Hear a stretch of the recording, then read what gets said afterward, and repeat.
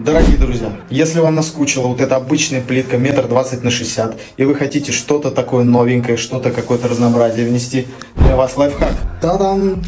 Вот такие вот полосочки нужно аккуратненько нарезать, но только мастер должен быть обязательно профессионал своего дела. Нарезаются, и смотрите, как классно смотрится. Все благодаря, конечно же, нашей дизайнерше. Это ее была идея, и классная вообще идея. Теперь будем использовать на многих квартирах.